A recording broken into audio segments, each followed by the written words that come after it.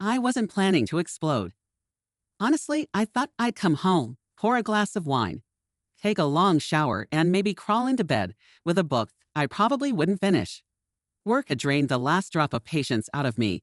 I just wrapped up a client dinner that ran far too long, full of forced smiles and passive-aggressive negotiations. My cheeks still ached from pretending. It was nearly 9 p.m. when I walked through the front door. The hallway light was off, just the dull blue glow of the TV in the living room casting shadows. I heard the hum of dialogue and laughter, some sitcom Sophie always had on in the background. I didn't say a word, just headed toward the bathroom, heels clicking against the hardwood floor.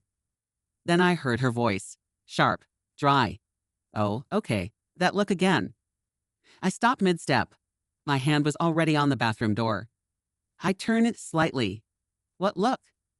Sophie was curled up on the couch, blanket draped over her legs, her eyes flicking toward me like I was some irritating noise in the background.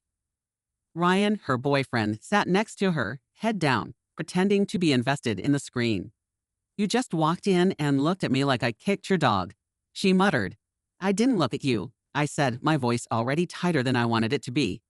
"I walked past you." "Oh, okay. Yes, my imagination's running wild again." That was it. I don't know what it was about that tone, but something in me snapped, quietly but completely. "Get out," I said. She blinked. "What?" I said, "Get the hell out. Both of you. Now." Ryan looked up finally, his eyes wide. Sophie's mouth fell open. "Are you serious?" I didn't yell. I didn't cry. I didn't slam anything. But something in my voice must have told them I meant it. The kind of seriousness that only comes from reaching a breaking point you didn't even know you were standing on. "Where are we supposed to go?"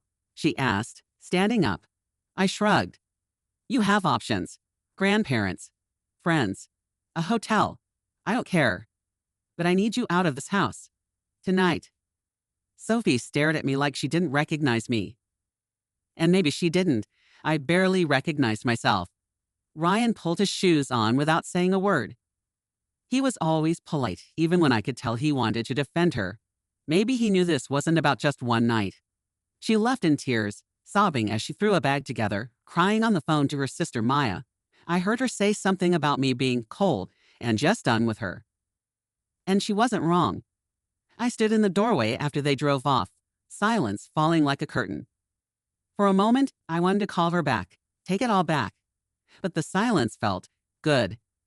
Heavy, but good. I didn't know how to feel. But I knew I needed space to breathe again. I barely slept. The house was too quiet. Not peaceful, just unnervingly still, like something was missing, and I hadn't quite processed it yet.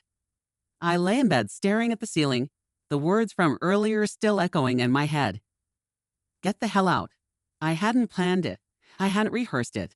I didn't even realize how close I was to that moment until it had already passed. And now here I was, pillow cold, blanket twisted around my legs, heart racing like I'd run a marathon instead of spoken a few final words. Around 2 a.m., my phone lit up. Maya. She rarely texted me that late unless something was wrong. I opened the message and immediately felt a twist in my stomach. "Sophie's crying at Grandma's." What happened? I stared at the screen for a minute before replying. She was disrespectful. "I've had enough." The dots popped up, disappeared, popped up again. She didn't mean it. She was upset. "You really kicked them out." I didn't answer. What could I say that would make sense to anyone who hadn't been living this with me day after day? It wasn't just tonight. It was every little moment leading up to tonight. The eye rolls, the sighs, the tension thick enough to choke on. I've been holding the weight of this situation for 2 years, and somewhere along the way, I stopped feeling like a mother and started feeling like a stranger in my own home. Sophie and Ryan moved in when the world was falling apart. Pandemic layoffs, rent spikes, uncertainty everywhere. I wanted to help. I did help, but 2 years later, I was still paying extra utilities, dealing with overcrowded space, and walking on eggshells in my own damn kitchen. And tonight? Tonight was the final crack in the wall. In the morning, I made coffee like I always did. 2 mugs instead of 4. Quiet. I stood at the counter and watched the steam curl up from the ceramic rim. I didn't cry. I didn't feel triumphant. I just felt done. Like I closed a book I'd been trying to finish for too long. The doorbell rang around 10 a.m. I opened it slowly, half expecting Sophie standing there, red-eyed, full of apologies or fury. I didn't know which, but it was my father. Thought I'd check on you, he said, stepping inside without waiting for an answer. Classic dad move. You talked to her, I said, not even trying to phrase it as a question. He nodded. She's upset. Says you blindsided her. I sat down at the dining table, the same table where we'd shared birthdays, holidays, and hundreds of dinners in between. She's been pushing me for months, I said quietly. She stopped seeing me as a person, just someone to resent. Dad pulled out a chair and sat across from me. And you? When's the last time you saw her as a struggling young woman instead of just a burden? That stung. Because it was true. Somewhere along the way, I'd stopped seeing her softness, her fight, her fear. I just saw the attitude, the messes, the ingratitude. I wasn't proud of that. But I wasn't ashamed of finally saying enough, either. Maybe we all needed this, I muttered. Dad nodded slowly. Maybe, or maybe it's not the end of anything. Just the beginning of figuring out how to be in each other's lives again. The silence the next day wasn't as comforting as it had been the night before. It had a different weight now, heavier. Like something had shifted permanently, and I wasn't sure whether to feel regret or relief. Maybe both. I didn't hear from Sophie. Not a call. Not a message. Not even a sarcastic meme, which had been her love language for years. The girl could scroll for hours and find something ridiculous to send me that would make me laugh through gritted teeth. But today, nothing. Maya messaged me again in the afternoon. She's not talking to anyone. She's just crying in her room. Grandma says she won't even eat. The guilt pricked at my chest like tiny thorns. But I pushed it down. I reminded myself that this wasn't sudden. It wasn't a one-time thing. It was a buildup of 2 years of tension, of walking into rooms and feeling unwanted in my own home. Still, I couldn't help but play back the last few weeks in my mind, trying to find the exact point where everything truly started to rot. Maybe it was when Sophie stopped saying thank you. Or when Ryan stopped helping around the house, unless asked directly. Or maybe it was when I started dreading seeing them in the kitchen in the morning, when just the sound of them laughing together over coffee felt like nails on a chalkboard. That's when I realized it wasn't just Sophie I was frustrated with.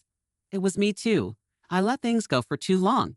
I swallowed my discomfort until it festered. I smiled when I wanted to scream. And last night, that scream finally came out, not in volume, but in action. By evening, I found myself standing in Sophie's old bedroom. The door was half closed, the bed still made from 2 days ago. A worn hoodie tossed on the back of the chair. A couple of her sketchbooks stacked on the nightstand. She hadn't brought much with her when she left. I picked one up and flipped through it. There she was, in pencil and ink, lines that showed a side of her I hadn't seen in too long. Pages filled with portraits, dreamlike scenes, notes in the margins about shadows and light. She was still in this house, still part of the space, still my daughter. But there was space between us now. Space we both probably needed, even if it hurt. Later that night, I stood at the kitchen sink washing dishes I didn't dirty, wiping counters that hadn't been touched. The house felt cleaner, emptier. That's when my phone buzzed. A single text. From Sophie. Okay. Just that. One word. I didn't know what it meant. Maybe that she accepted it.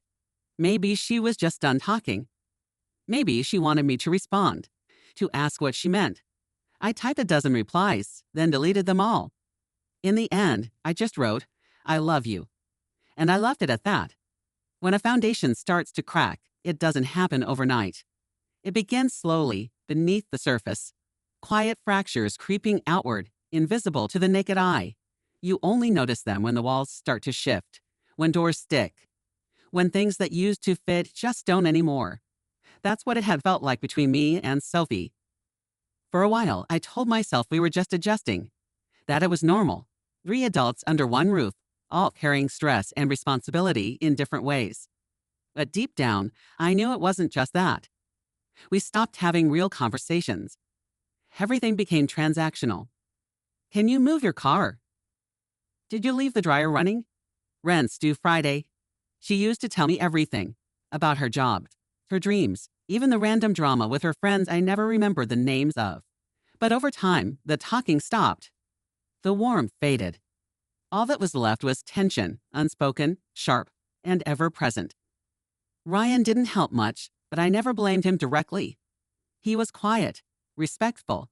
He worked hard, but he enabled the drift. The two of them created a world inside my home that didn't include me. I was just the landlord who happened to be her mother. I remember one night last month, Sophie was late getting home. I texted to check in. No response.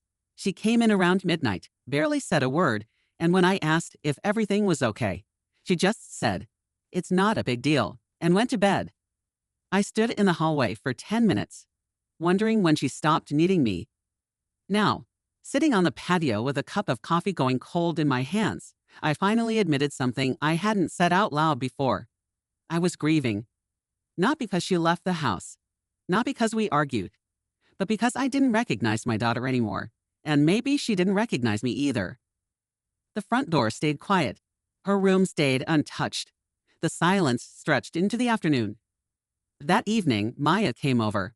She walked in like she owned the place, as she always did, tossing her bag onto the armchair, kicking off her shoes.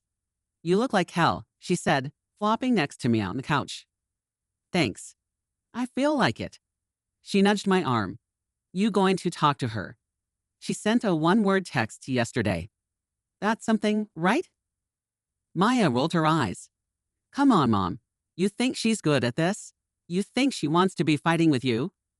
"I think she wants to be left alone." "No, she wants to be seen." That hit harder than I expected. "She feels like you gave up on her," Maya added. "And you know what? Maybe you did, but she gave up on you too. You're both just too damn stubborn to say it." I sat there, quiet, letting the words settle. Maybe this break wasn't a punishment. Maybe it was a mirror. A way for both of us to look at the damage, the resentment, the pride we wore like armor, and finally decide if we wanted to repair what was broken or walk away from the rubble. It's strange how loud a house can be when it's empty. Every door creak, every floorboard sigh, even the ticking of the hallway clock felt amplified now that Sophie and Ryan were gone. And I couldn't help but notice how different it all felt. How different I felt. Lighter in some ways, heavier in others. The space between us wasn't just physical, it was emotional, tangled with silence, hurt, and years of expectations neither of us could meet anymore. I found myself doing the little things I used to do before they moved in. Playing music while I cooked, leaving a book open on the kitchen table, lighting a candle in the bathroom just because I liked the scent. For a while, I had stopped doing those things, unconsciously shrinking myself to accommodate them, making space, but losing pieces of me in the process. I realized I hadn't been living in my home.